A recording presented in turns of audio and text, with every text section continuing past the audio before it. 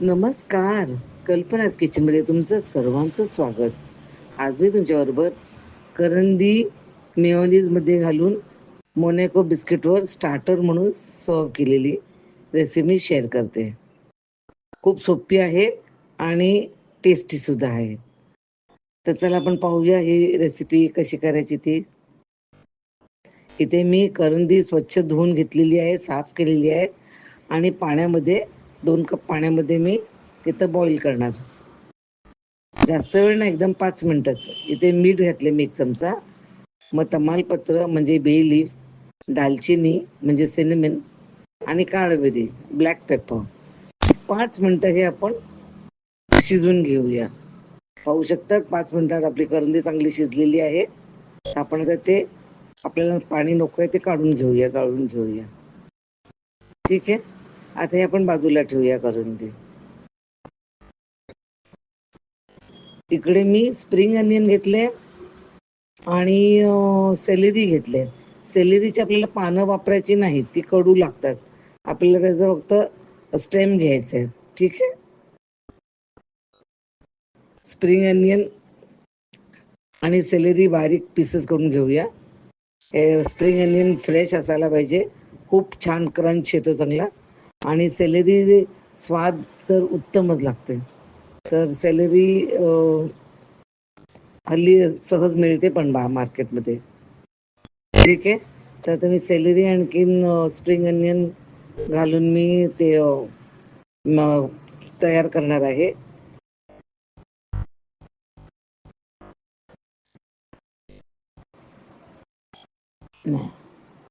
इथे मी ते एका काचेच्या बोलमध्ये मी करंदी शिजवलेली ती घेते. त्याच्यामध्ये ते कापलेलं सेलेरी आणखीन स्प्रिंग अनियन घालते.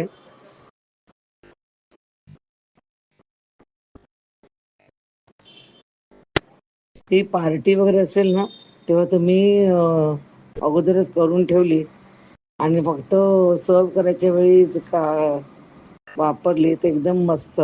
कारण वेळ नाही लागत. पार्टीच्या वेळी आपण खरंच बिझी असतो आणि असं काहीतरी करून ठेवलेलं असेल ना, तर ते सर्व करायला एकदम सोपं आणखीन म्हणजे